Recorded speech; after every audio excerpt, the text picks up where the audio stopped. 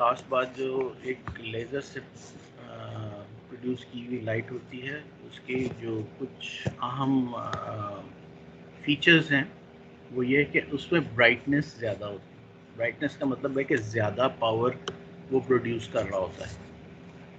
दूसरी बात यानी कि लेज़र डायोड जो लाइट प्रोड्यूस करता है वो ज़्यादा ब्राइट होती है, उसकी डायरेक्टिविटी ज़्यादा होती है। जैसे कि 120 डिग्रीज़ के ऊपर हमने कहा था कि 120 डिग्रीज़ के अंदर जो फ्रंट पे कोन बनती है एलईडीज़ की, उसके अंदर हाफ ऑफ द पावर होती है। जब हम लेज़र इस्तेमाल करते हैं तो ये डायरेक्टिविटी बहुत ज़्यादा बढ़ जाती है। फिर एलईडीज़ की सूरत में जो स्पेक्ट्रल विड्थ हमें मिली थी, जो कि 50 नैनोमीटर से लेके 170 नैनोमीटर्स तक, शायद उससे भी ज़्यादा है, बहुत सारे केसों में हमें मिलती थी। तो वो केस अब लेज़र्स में नहीं है। हमारे यहाँ जो स्पेक्ट्रल विड्थ है वो बहुत नैरो हो चुकी है in case of laser diodes. और कितनी होगी approximately? 1 nanometre, 2 nanometre and so. इसके अलावा एलईडीज़ के अंदर जो फोटॉन्स पैदा होते हैं वो किसी टाइम पे और किसी जगह पर पैदा हो जाते हैं। ठीक है, बेसिकली तो कहाँ से इनिशिएट कैसे हो रहे हैं कि जी आप उसको एक फॉरवर्ड करंट दे रहे हैं और वो बहुत सारे इलेक्ट्रॉन्स को लेकर आ रहे हैं, तो आगे जो फोटॉन्स पैदा हो रहे हैं वो डिफरेंट टाइम्स के ऊपर पैदा हो रहे हैं। ठीक है, ये जो टाइम का डिफरेंस है ना, वो इन सारे फोटॉन्स की वेवलेंथ की जो वेव्स हैं उनको इन फेज नहीं आने देता। ठीक है, तो अब किसी जगह कंस्ट्रक्टिव और किसी जगह डिस्ट्रक्टिव इंटरफेरेंस इनकी आपस में जो होती है, उस वजह से ये बहुत ज़्यादा पावरफुल एलईडीज़ की लाइट नहीं होती। जबकि लेज़र डायोड्स के केस में होता ये है कि एक फोटॉन ने आगे फर्दर और फोटॉन्स को जनरेट करवाना है। ठीक है, तो तमाम फोटॉन्स, जो आने वाला फोटॉन है उसकी वेवलेंथ के मुताबिक ही वेवलेंथ के फोटॉन्स के क्रिएट होते हैं, और उस एक पर्टिकुलर टाइम के ऊपर जिस वक्त वो आके टकराता है, तो वो इस तरीके से इनके अंदर के आपस में इन फेज होते हैं, यानी कि इनके अंदर कोहेरेंस होती है। जब कोहेरेंस होती है तो वापस आपस में एक दूसरे को ये सपोर्ट करते हुए तमाम फोटॉन्स चल रहे होते हैं। ठीक है, तो this is one important point regarding laser diode. और इन चार खसूसियात की बुनियाद पर ही ये बात होती है कि लेज़र डायोड्स को long haul fibre optic communication के लिए इस्तेमाल किया जाए। लॉन्ग हॉल का मतलब है डिस्टेंट, ताकि अब वो जो सोर्स है वो ही इतना अच्छा, इतना ब्राइट, इतना डायरेक्टिव, इतना नैरो स्पेक्ट्रल विड्थ वाला और इतनी अच्छी कोहेरेंस वाला सिग्नल, ऑप्टिकल सिग्नल पैदा कर रहा है कि बहुत दूर तक ये सिग्नल जाता है। ठीक है, इवन ये कि 50 टू 60 किलोमीटर्स तक का आप एक ही अगर आपके पास सिंगल मोड फाइबर है और आपके पास एक लेज़र डायोड्स मुख्तलिफ किस्मों के आते हैं, जो ज़रा हाई पावर लेज़र डायोड आप इस्तेमाल करें तो 50 टू 60 किलोमीटर्स तक इसका signal without any support, without any amplifier, without any anything in between ये पहुंचा देता है।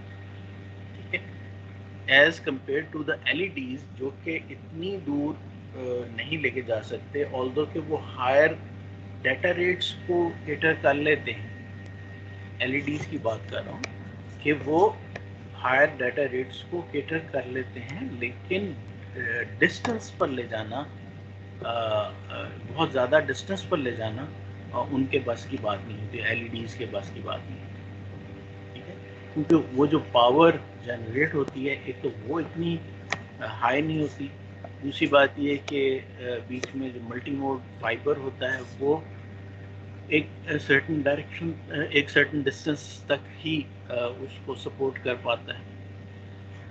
जबकि लेज़र डायोड्स की केस में जबकि फ्रंट के ऊपर सिंगल मोड फाइबर लगी हुई होती है, तो बहुत दूर तक सिग्नल जा सकता है।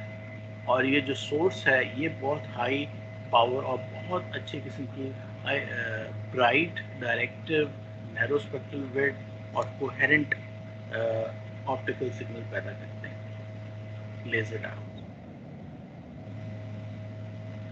फिर हमने इन दोनों को कंपेयर किया था कि एलईडीज़ के अंदर स्पॉन्टेनियस एमिशन रेडिएशन होती है और लेजर डायोड्स के अंदर स्टिमुलेटेड रेडिएशन होती है। ठीक है,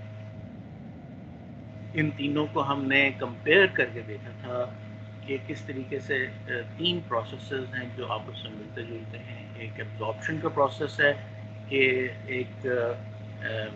एक एनर्जी के साथ एक फोटोन आया और जो स्ट्रक्चर के अंदर वेलेंस बैंड के अंदर मौजूद इलेक्ट्रॉन था उसको उसने अपनी एनर्जी ट्रांसफ़र कर दी और उस एनर्जी को लेकर ये इलेक्ट्रॉन जो है वेलेंस बैंड से निकलकर कंडक्शन बैंड के अंदर आ गया।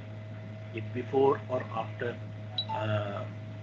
के कॉलम्स बने हुए हैं, इसमें आप देख सकते हैं। स्पॉन्टेनियस एमिशन में क्या है कि सिंपली एक कंडक्शन बैंड के अंदर इलेक्ट्रॉन मौजूद था, वो फॉल बैक कर गया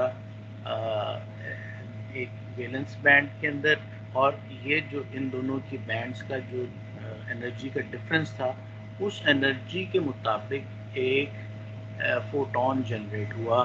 और ये प्रोसेस जो है स्पॉन्टेनियस एमिशन का process, this is adopted in LEDs.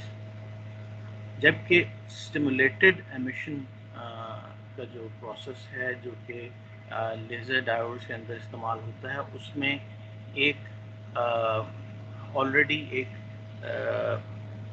Conduction band के अंदर मौजूद हैं इलेक्ट्रॉन्स, जबकि एक फोटोन जो है एक सर्टन एनर्जी का एच न्यू एनर्जी का आके वहाँ टकराता है। एक तो ये कि ये नीचे इसके आने के बाद जो इलेक्ट्रॉन है वो कंडक्शन बैंड से फॉल बैक करके वैलेंस बैंड में आता है, फिर ये वाला एक अकेला फोटोन इसके साथ शामिल होता है, ये दोनों मिलकर आगे चलते हैं। तो आगे फिर they make other electrons to fall back from the conduction band to the valence band। ठीक है, और वैलेंस बैंड में आ गए और फिर एक के बेसिकली दो फोटॉन्स हो गए और फिर 2 से 4 और 4 से 8, इस तरीके से इसका साइकिल चलता रहता है। और होता क्या है कि इनकी आपस में ये कोहेरेंट होते हैं। ठीक है, और लाइट की मकदार बहुत ज़्यादा होती है। ठीक है, दोनों केसेस में स्पॉन्टेनियस एमिशन में भी और सिमुलेटेड एमिशन में भी बेसिकली किस तरीके से आप इसको चला रहे होते हैं, आप एक करंट को इसके अंदर पास करके फिर चलाते हैं। अब वो जो करंट है अगर स्पॉन्टेनियस एमिशन है तो ज़्यादा करंट देना पड़ेगा आपको थोड़ा सा ऑप्टिकल पावर को बढ़ाने के लिए। ऑप्टिकल पावर जो है वो किस पे डिपेंडेंट है? Optical power basically number of photons के ऊपर डिपेंडेंट। जितने ज़्यादा नंबर ऑफ फोटॉन्स होंगे उतनी ज़्यादा ऑप्टिकल पावर होगी।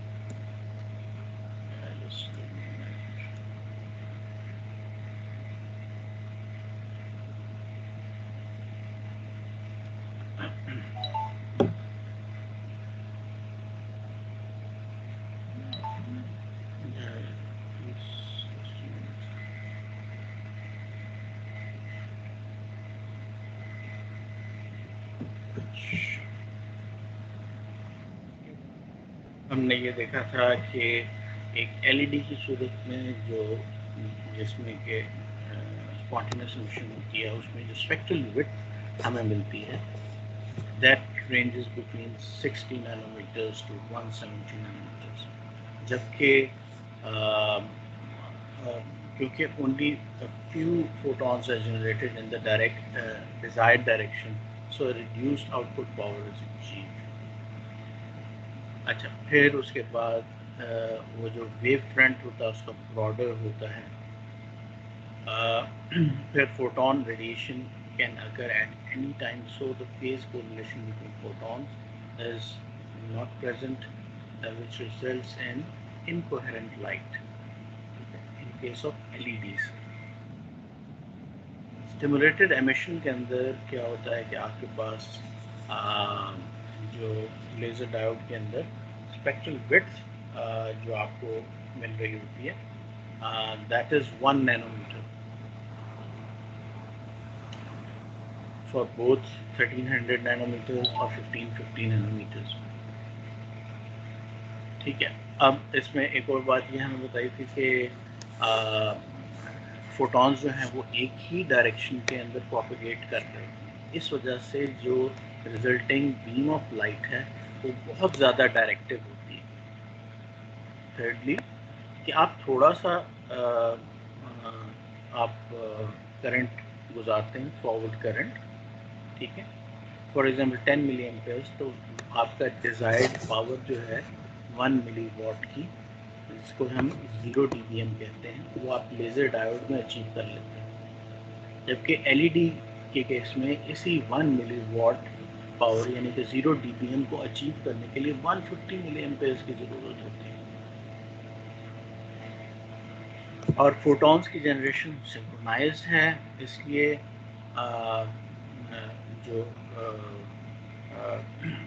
जो फाइनली जो फोटॉन्स हैं वो आपस में कोहेरेंट हैं. अच्छा, 3 हमने रिक्वायरमेंट्स बताई थी कल के लेक्चर में कि ये 3 रिक्वायरमेंट्स अगर पूरी हो जाएं तो लेजिंग एक्शन स्टार्ट हो जाता है. लेजिंग एक्शन से मुराद लेज़र का एक्शन, लेज़र का प्रोसेस स्टार्ट हो जाता है. पहली रिक्वायरमेंट इसमें क्या है कि इसमें पॉपुलेशन इन्वर्जन होनी चाहिए. दूसरी रिक्वायरमेंट इसमें क्या है कि इसमें स्टिमुलेटेड एमिशन होनी चाहिए. और तीसरी रिक्वायरमेंट इसमें क्या है, इसमें पॉजिटिव फीडबैक होना चाहिए. अगर ये 3 रिक्वायरमेंट्स पूरी हो जाएं तो लेजिंग एक्शन स्टार्ट हो जाता है, यानी कि लेज़र का एक्शन स्टार्ट हो जाता है. पॉपुलेशन इन्वर्जन से सिंपली ये मतलब है कि जो तादाद है इलेक्ट्रॉन्स की कंडक्शन बैंड में, वो वैलेंस बैंड के जो तादाद है कि इलेक्ट्रॉन्स की जो तादाद है उससे ज़्यादा हो जाए. कंडक्शन बैंड में ज़्यादा इलेक्ट्रॉन्स हो जाए और वैलेंस बैंड के अंदर कम इलेक्ट्रॉन्स हो जाए. उसकी वजह क्या है कि ज़्यादा तादाद में अगर एक्साइटेड इलेक्ट्रॉन्स होंगे तो ज़्यादा तादाद में फोटॉन्स जनरेट होंगे. अब क्योंकि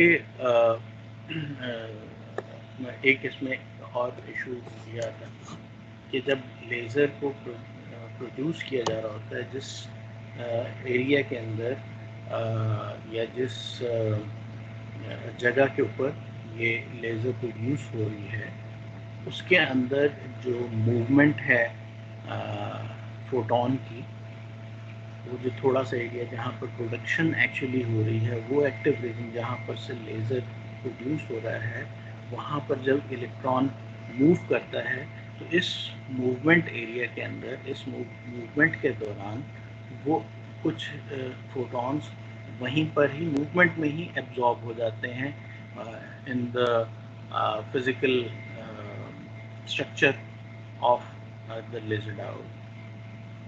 ठीक है, जहाँ पर वो उसकी मूवमेंट हो रही है और 1 से 2 और 2 से 4 फोटॉन्स बन के निकल रहे हैं, तो वहीं पर कुछ एब्जॉर्ब हो जाते हैं क्योंकि वो एक फिजिकल मटेरियल है, उसके अंदर फोटॉन के एब्जॉर्ब होने के बहुत से चांसेस हैं.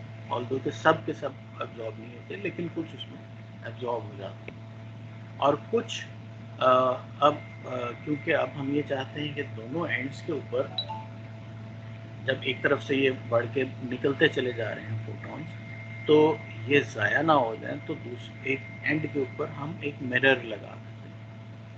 अब यहाँ मिरर से वो टकरा के वापस आए और ये प्रोसेस जारी रहे. It keeps on going. लेकिन वो क्यों होता है कि आपने वहाँ पर मिरर लगाया, लेकिन मिरर्स 100% एफिशिएंट नहीं होते। Only 40% are of the 40% of the photons are reflected back into the active region. The remaining 60% are absorbed or lost in the mirror. ठीक है, although कि उससे हमें फ़ायदा तो हो रहा है, लेकिन बहुत सारा उसमें ज़ाया भी हो रहा है। ठीक है, ये एक पर्टिकुलर एब्जॉर्प्शन और मिरर लॉस की वजह से एक लॉस आ रहा होता है। अब लेजिंग एक्शन तब होगा कि जो हमारे नंबर ऑफ फोटॉन्स हैं वो इतने जितने लॉस हो रहे हैं उससे ज़्यादा पैदा हो। उसको ज़्यादा पैदा करने के लिए आपको क्या करना पड़ता है, आपको जो फॉरवर्ड करंट है उसको इंक्रीज़ करना पड़ता है। You increase the forward current. जब आप उसको इंक्रीज़ करते हैं फॉरवर्ड करंट को, तो नंबर ऑफ फोटॉन्स बढ़ते हैं, और जब वो बढ़ते बढ़ते the number of lost protons lost photons से आगे बढ़ जाते हैं, तो फिर लेजिंग एक्शन स्टार्ट होता है। अच्छा, दूसरी चीज़ मैंने जो बताई थी रिक्वायरमेंट लेजिंग एक्शन की, दैट वाज अब पॉजिटिव। वो मैंने पहले तो बताया था कि वो स्टिमुलेटेड एमिशन होनी चाहिए कि एक फोटॉन से फिर 2 फोटॉन, 2 से 4, 4 से 8, इस तरह से ये प्रोसेस चल पड़े। अगर ये प्रोसेस नहीं चलेगा तो ये स्पॉन्टेनियस एमिशन तो हो सकती है, स्टिमुलेटेड एमिशन नहीं होगी, और जब स्टिमुलेटेड एमिशन नहीं है तो ये लेज़र का एक्शन स्टार्ट होगा। तीसरी चीज़ क्या थी कि पॉजिटिव फीडबैक होनी चाहिए कि आप अपने फोटॉन्स को ज़ाया होने से बचाते हैं। ठीक है, और उसके लिए क्या क्या किया जाता है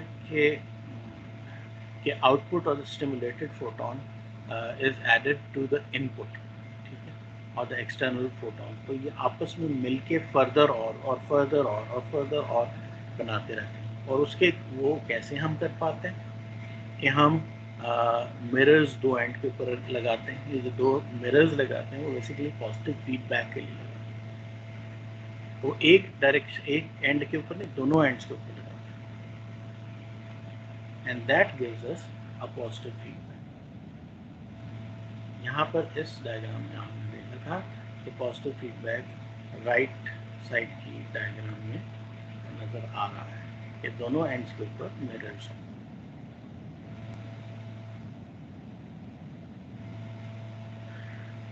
अच्छा, ये वो 3 प्रोसेसेस हैं, population inversion, stimulated emission and positive feedback, जिनको इस्तेमाल करते हुए हमारा लेज़र काम कर रहा है। अच्छा, अभी जो हमने ये बताया कि नंबर ऑफ लॉस्ट फोटॉन्स, अगर number of lost photons is equal to the number of generated photons, newly generated photons, if they are equal, then we have a threshold condition.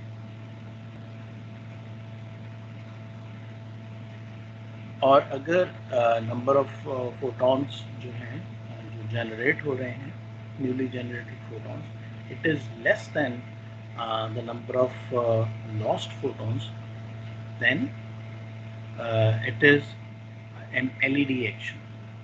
It is only in the case when the number of generated photons is more than the number of the lost photons. That is the case when we have a laser process. ये diagram इस चीज़ को depict कर रही है। Lazing action सबसे right के ऊपर आपको नजर आ रहा है, ठीक है, जिसके अंदर के लॉस की एक वैल्यू, एक straight line, horizontal straight line आपको नज़र आ रही है, जबकि गेन जो है वो इससे बढ़ गया है। और एक्स एक्सिस के ऊपर आप क्या दिखा रहे हैं, वो इस एक्टिव लेयर की डायमेंशन दिखा रहे हैं कि एक डिस्टेंस, और डिस्टेंस में 1 डायमेंशन के अंदर इसको दिखा रहे हैं। इसी को एक कैरेक्टरिस्टिक कर्व की सूरत में देखें तो ये देखिए एलईडी एक्शन शुरू में है, जैसे जैसे आप वो बढ़ाते चले जा रहे हैं करंट, तो आउटपुट पावर जो मिली वॉट्स की सूरत में वो बढ़ रही है अनटिल अ पॉइंट कम्स, जबकि जब ये थ्रेशोल्ड के ऊपर आ जाता है, थ्रेशोल्ड से फर्दर और आप उसको बढ़ा लें तो फॉरवर्ड करंट बहुत तेज़ी से बढ़ता है।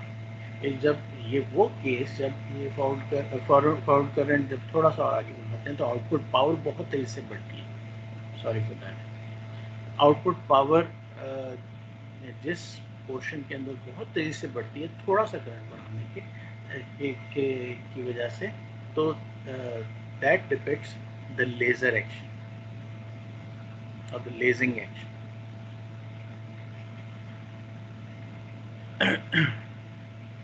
अच्छा, अब इसको थोड़ा सा हम एनालाइज करते हैं। The laser diode emits more power as compared to LEDs। ये तो बिल्कुल इससे मामला साफ हो गया कि जो लेज़र डायोड्स हैं वो LEDs की निस्बत बहुत ज़्यादा पावर प्रोड्यूस करते हैं। अब जब थ्रेशोल्ड करंट की पोजीशन को हमने क्रॉस कर लिया, उसके बाद थोड़ा सा करंट अगर आप बढ़ाते हैं तो पावर बहुत ज़्यादा स्पीड पे आगे बढ़ती है। Rate of increase of power is very high as we increase the current after the threshold level। अगर आप इस ये वो एक्टिव रीजन जिसके अंदर एक्चुअली ये लेजिंग एक्शन हो रहा है उसकी साइज को जानना चाहें तो that is very small, approximately 0.1 micrometres. अच्छा, दोनों एंड्स के ऊपर जो मिरर की बात करें, मिरर अलहदा से नहीं हमने तो लगाया, उसको हमने कट किया होता है एक एंगल के ऊपर। उस एंगल पे कट करने की वजह से वजह ये होती है कि जो रिफ्रैक्टिव इंडेक्स है, जो इसका मटेरियल है बेसिकली गैलियम आर्सेनाइड का, वो उसका रिफ्रैक्टिव इंडेक्स 3.6 तक हम रखते हैं। उससे क्या होता है कि जो एंड के ऊपर जो मिरर्स, वो जो ये जो सर्फेसेस बन गई हैं, ये जो एक एंगल के ऊपर है, they would act like mirrors, वो एक मिरर की तरह काम करेंगे। ठीक है। They are also called the laser facets. Only 30% to 40% of the light is reflected back to the active region। ठीक है, बाकी सारी की सारी इसमें से ज़ाया हो जाती है। इससे कुछ आपको अंदाज़ा हुआ होगा कि ये मिरर इतना इनएफिशिएंट क्यों है। अब वहाँ पर सेपरेटली मिरर लगाना या ऐसा है कि सारे के सारे फोटॉन्स को वापस रिफ्लेक्ट करते हैं, दैट इज़ वेरी डिफिकल्ट। तो आप इसको कैसे अचीव करते हैं? एंड्स के ऊपर क्लीविंग करके, यानी उसको कट करके, थोड़ा नाइस कट करके एक सर्टेन एंगल के ऊपर। उससे क्या होता है कि आपके पास वो मिरर का इफेक्ट आता है। मुझे 5 मिनट्स की ब्रेक दीजिए, मैं थोड़ा सा अभी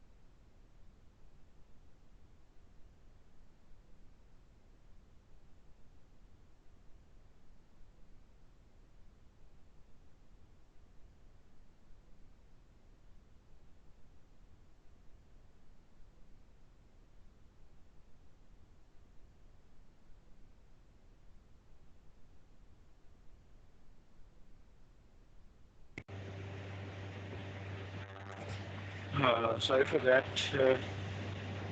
Let's move back.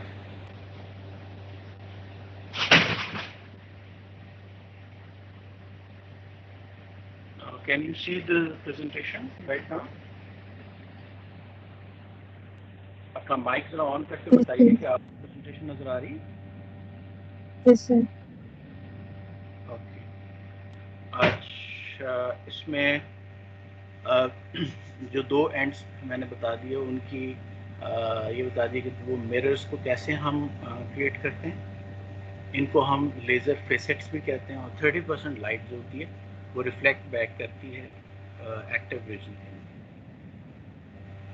जो फिजिकली देखा जाए तो जेनेरिक स्ट्रक्चर एक ब्रॉड एरिया लेज़र डायोड का इस तरीके का होता है। ऊपर और नीचे आपको मेटल की प्लेट्स नज़र आती हैं जिनके ज़रिए से आप करंट को इसके अंदर डायरेक्ट करते हैं। ठीक है, एंड्स जो हैं ये क्लीव्ड सरफेस के एंड्स हैं, ठीक है, जो कि मिरर के तौर पर काम कर रहे हैं। अच्छा, अब इसके अंदर बिल्कुल सेंटर के अंदर वो क्रॉस स्ट्रक्चर है जिसके अंदर के एक्टिव और यहीं पर एक डायग्राम की एक एज एलईडी की डायग्राम, ठीक है। और अब क्योंकि ये एज से निकल रही है तो इसका जो बीम की शेप है it is not exactly circular, ये एक ओवल सी शेप बन जाती है इसमें, ठीक है। ये एक बेसिक या बहुत ही जेनेरिक स्ट्रक्चर इसमें शो हो रहा है ब्रॉड एरिया लेज़र डायोड का, ठीक। तो this is how it works. इसकी परफॉर्मेंस को बढ़ाने के लिए हम क्या कर लेते हैं, स्ट्राइप्ड कॉन्टैक्ट भी इस्तेमाल करते हैं। पिछली आप डायग्राम तो ये दोनों मेटल के जो प्लेट्स हैं जो कि कवर कर रही हैं इसको, वो बेसिकली स्ट्रेट प्लेट्स हैं, जबकि एक नया तरीके का ये कि आप उसको स्ट्राइप्ड कॉन्टैक्ट बना, उसकी मदद से क्या होगा कि जहाँ पर वो नीचे हो हुआ होगा मेटल, वहाँ पर करंट का फ्लो जो है वो ज़्यादा होगा, करंट की कंसंट्रेशन ज़्यादा होगी। इस तरह से उसकी परफॉर्मेंस आप इम्प्रूव कर सकते हैं। ये स्ट्राइप्ड इस तरह से बन गया क्योंकि देखिए कि अब जो करंट आएगा इस लोअर्ड जगह के ऊपर वो ज़्यादा कंसंट्रेटेड होगा।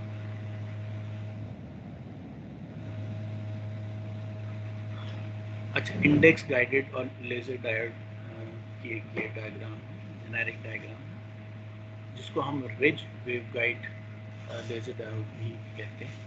इसमें देखिए कि कॉन्टैक्ट्स किस तरह से हैं। एक जगह पर मेटेलिक कॉन्टैक्ट बिल्कुल ऊपर और नीचे बने हुए, बीच में आपके पास आइसोलेटर ऊपर से आता है, फिर उसके बाद क्लैडिंग लेयर आती है, फिर active layer. Active layer is the place where actual light is produced. उसके बाद फिर से क्लैडिंग लेयर और फिर क्लैडिंग लेयर के नीचे सबस्ट्रेट।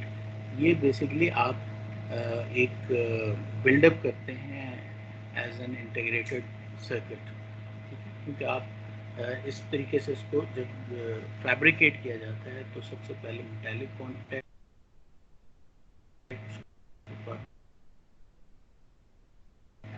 ऊपर सबस्ट्रेट, उसके क्लैडिंग लेयर के ऊपर जो एक्टिव लेयर है वो आ जाती है, फिर क्लैडिंग लेयर और फिर उसके बाद क्लैडिंग सेंटर से और लेफ्ट आइसोलेट लगा सेंटर में आपके पास एक कॉन्टैक्ट लेयर होती है, फिर again that is the metal.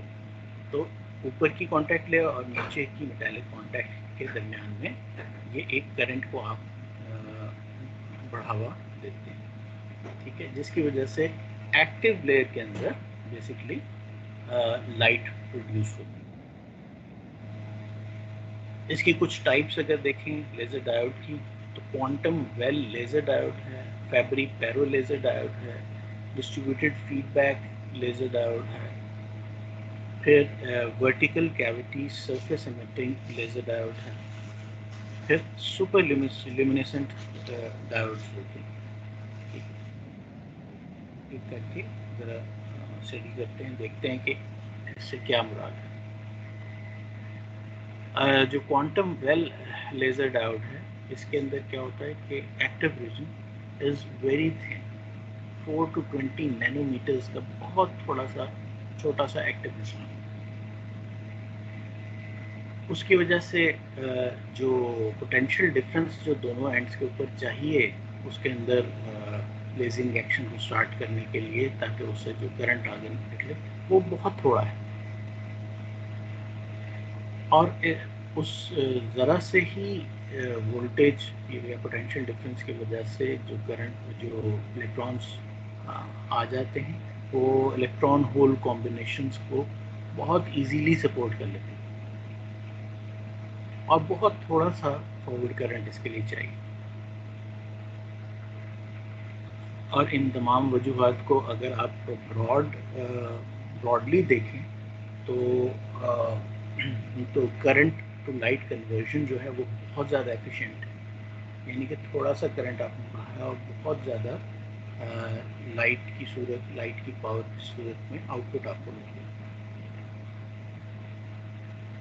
अच्छा, अब इसका एक और फ़ायदा जो क्वांटम वेल लेज़र डायोड का है, it is that the light is very confined, और बहुत कन्फाइंड लाइट होने की वजह से आउटपुट बीम जो है वो बहुत डायरेक्टिव बीम आपको मिलेगा। और इस क्वांटम वेल लेज़र डायोड की मदद से आप डायरेक्ट वेवलेंथ प्रोड्यूस कर सकते हैं। ठीक है, ये इसकी कैपेसिटी है। अच्छा, इसकी further quantum well laser diodes की फर्दर टाइप्स हैं, जिसमें कि सिंगल क्वांटम वेल है, मल्टीपल क्वांटम वेल्स हैं, और ग्रेडेड इंडेक्स सेपरेट कन्फाइनमेंट हेटेरोस्ट्रक्चर है। ठीक है, ये 3 इसकी सब टाइप्स। यहाँ देखिए आपको एक क्वांटम वेल बना हुआ। सिंगल क्वांटम वेल किस शेप का होता है कि आप मुख्तलिफ एनर्जी लेवल्स के ऊपर आपके के स्टेप्स बने होते हैं, और सेंटर में जाकर वो एक्टिव रीजन है, बिल्कुल सेंटर के अंदर वो एक्टिव रीजन है। ठीक है, और उसके इर्द गिर्द क्या है, कन्फाइनमेंट लेयर है, फिर क्लैडिंग लेयर है, उसके बाद कॉन्टैक्ट लेयर है। और एनर्जी की सूरत में इसके डिफरेंट स्टेप्स बने हुए हैं।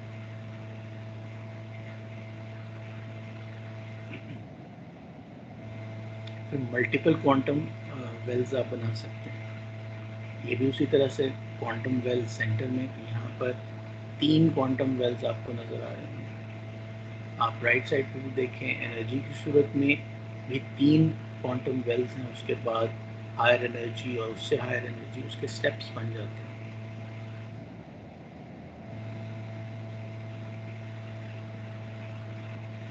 अच्छा, अब वो जो तीसरी किस्म है GRISCH, उसके अंदर क्या है, उसके अंदर आपके पास ये एनर्जी जो है ये टेपर्ड फॉर्म में बढ़ती और घटती नज़र आती है। ठीक है, और 10 नैनोमीटर्स का सिर्फ एक्चुअल क्वांटम वेल है इस केस में। उसके इर्द गिर्द 150 नैनोमीटर्स की कन्फाइनमेंट लेयर ऊपर और नीचे, फिर 1500 नैनोमीटर्स की क्लैडिंग लेयर, फिर सबस्ट्रेट आ जाते हैं ऊपर और नीचे, फिर उसके बाद कॉन्टैक्ट लेयर यानी कि मेटेलिक कॉन्टैक्ट आ रहा है। ये जो एनर्जी लेवल्स बता रहे हैं वो बेसिकली ये है कि इस एक पोजीशन के ऊपर आपका जो कंडक्शन लेयर के इलेक्ट्रॉन्स की कितनी एनर्जी है, और वैलेंस के इलेक्ट्रॉन्स की क्या एनर्जी है। जब इन दोनों का डिफरेंस यहाँ पर देखा जाता है तो दैट डिटरमिन्स कि कितनी एनर्जी का फोटोन निकलेगा।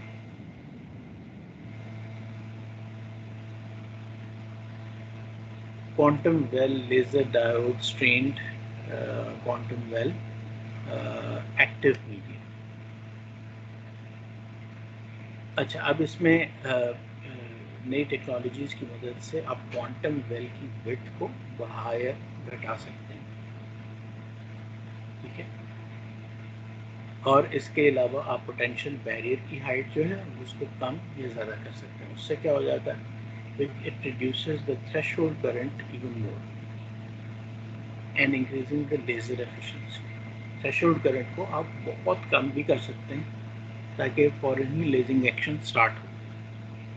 इसके अलावा लेज़र एफिशिएंसी इंप्रूव की जा सकती है। लेज़र एफिशिएंसी क्या चीज़ डिटरमिन करती है कि थोड़ा सा करंट बढ़ाने से आपकी जो ऑप्टिकल पावर है वो कितनी बढ़ रही है। अगली जो किस्म है लेज़र डायोड्स की, इसको फैबरी पैरो लेज़र डायोड कहते हैं। इसमें पॉजिटिव फीडबैक को हासिल करने के लिए बेसिकली मिरर्स इस्तेमाल किए जाते हैं, और इन मिरर्स के दरमियान का एरिया बेसिकली एक रेजोनेटिंग लेंथ बन जाता है, ठीक है, with a certain length L. इस डायग्राम में आप देख सकते हैं कि इसकी लेंथ है कैपिटल एल, उसके अंदर सर्टेन वेवलेंथ्स तो पैदा हो सकती हैं, दूसरी वेवलेंथ्स प्रोड्यूस नहीं हो सकती, क्योंकि जब वो एक जगह से टकरा के आएंगी और दूसरी जगह पर जाएंगी तो वो स्टैंडिंग वेव नहीं बना सकेंगी। नीचे जो वेव दिखाई हुई है, this is a standing wave, but the wave shown above is not standing wave, तो ये इस वेवलेंथ को सस्टेन नहीं कर सकते।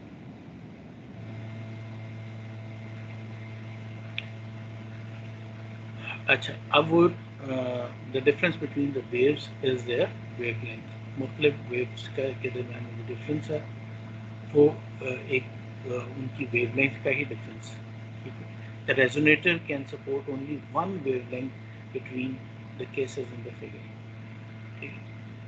The wavelength is called a standing wavelength. Physical requirement इसकी क्या है, 2 into L. L is the length or the distance between the two mirrors, which is basically the active region, divided by lambda, which is the wavelength that needs to be generated, is equal to n, where n is an integer 1, 2, 3, 4, 5. इससे L आप इससे निकाल सकते हैं, या अगर L मालूम है तो उससे lambda आप निकाल सकते हैं। फॉर एग्जाम्पल, अगर लैम्डा की वैल्यू 1300 नैनोमीटर्स है और लेंथ 0.4 मिलीमीटर्स है, तो n की वैल्यू 615 आए। और अगर इसको L इज इक्वल टू 0.5 और n is equal to 615 put करें ऊपर वाले एग्जाम्पल, ऊपर वाले फॉर्मूला के अंदर, the value of wavelength that we get is 1300.8 nanometers. और ये जो वेवलेंथ है, ये इसको हमारा रेजोनेटर भी जो है, रेजोनेटर कैसे बनाया, ये डिस्टेंस ने इसको कंटेन किया इस wavelength 2L over lambda. It can be equal to n plus 1, n plus 2, n plus 3. जितनी भी आप इसकी इंटीजर वैल्यू आप बढ़ाते चले जाएंगे, जो वो सेम रहेगी। 2L और लैम्डा की वैल्यू बढ़ती चली जाएगी, लेकिन L और लैम्डा को आप सेम भी रख सकते हैं। यानी कि जो भी आप रखेंगे वो उस रेजोनेटर का एक स्टैंडिंग वेव बन सकती है। तो ये जितनी भी वेव्स हैं इनको लॉन्गिट्यूडनल मोड्स भी कहते हैं। By increasing or decreasing the length of the resonator को लंबा करते हैं, छोटा करते हैं, the number of longitudinal modes also changes, यानी कि number of longitudinal modes हैं वो भी बढ़ जाते हैं, वो कम हो जाता है। अच्छा, अब ज़्यादा है या कम है, इसको मोड हॉप भी कहते हैं।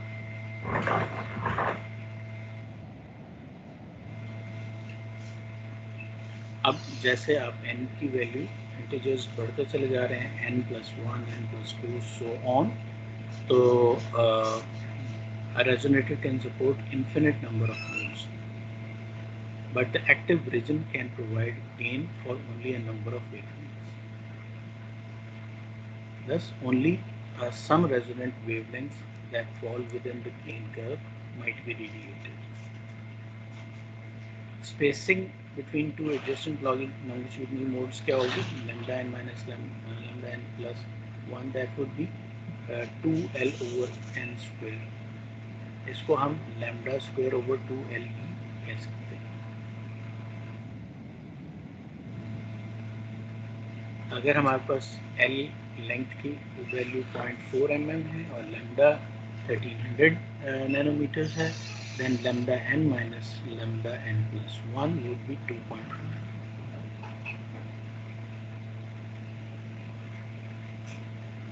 और जितनी ज़्यादा तादाद में लॉन्गिट्यूडनल मोड्स एक लेज़र जनरेट करेगा, उसकी स्पेक्ट्रल विड्थ भी उतनी ही वाइड होगी, which we do not want. अब इसको हमने gain loss curve as in comparison with lambda अगर हम इसको कंपेयर करें तो आपको ये नज़र आ रहा होगा कि ये 3 मोड्स ऐसे हैं जो कि लॉस से ज़्यादा पावर के हैं, जहाँ जो कि अपना लेजिंग एक्शन करेंगे, और यही डायग्राम ई के अंदर शो हो रहे हैं एज लेजर्स. अब इन तीनों के जो एंड मतलब पहला और तीसरा, इसके सेंट्रल पॉइंट के दरमियान में जो वेवलेंथ का डिफरेंस है, that would give you the spectral width of that particular laser. दूसरा एक केस है डिस्ट्रीब्यूटेड फीडबैक लेजर डायोड. इसको हम कल हम देखेंगे इन डिटेल. आज के लिए इतना ही, एंड होपफुली इसको ज़रा आप स्टडी कीजिए. I would recommend you to read this chapter number 9, page 350. Chapter number 9, page 350.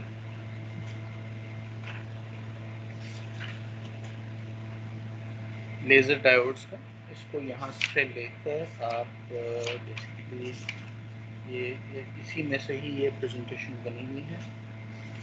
You can go up to page number 365. यानी कि तकरीबन 16 पेजेस हैं. I would like you to read that and treat it as a reading assignment. इसमें although के कुछ topics भी रहते हैं. Just start reading it. कल भी लेक्चर है, कल तक हम इसको कंप्लीट कर लेंगे, तो उसके बाद फिर हम आपसे इसके बारे में डिस्कशन करेंगे. इसके बाद आ जाएंगी डाटा शीट्स, और डाटा शीट्स को भी फिर आप थोड़े से रिव्यू करें जैसे पहले भी आप करते रहे हैं. और इसके एंड प्रॉब्लम्स जो हैं वो let me tell you some कि आपको असाइनमेंट के तौर पे चले. कल मैं आपको इसकी फुल असाइनमेंट जो एंड प्रॉब्लम्स में से सिलेक्टिव प्रॉब्लम जो हैं वो मैं आपको दे दूँगा, तो उसको आप कर लीजिएगा and try to solve them yourself. और इंशाल्लाह ये इससे आपके कॉन्सेप्ट्स काफ़ी बेहतर हो जाएंगे. अब तक इसके अंदर LEDs भी शामिल होंगे और लेज़र डायोड्स भी शामिल होंगे.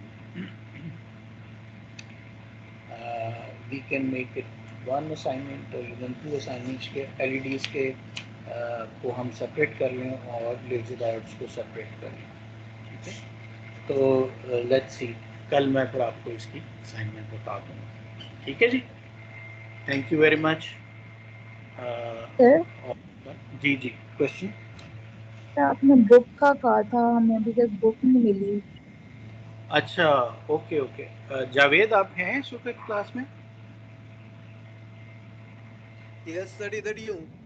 अच्छा जावेद, वो कहाँ तक पहुँची थी बुक हमारी, वो स्कैनिंग और सारा कुछ? सर सिर्फ 17 पेजेस रह गए थे. वो कौन कौन से हैं, मुझे ज़रा आप भेज दोगे?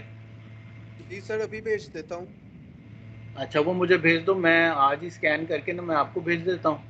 तो will try to share it with the whole class today.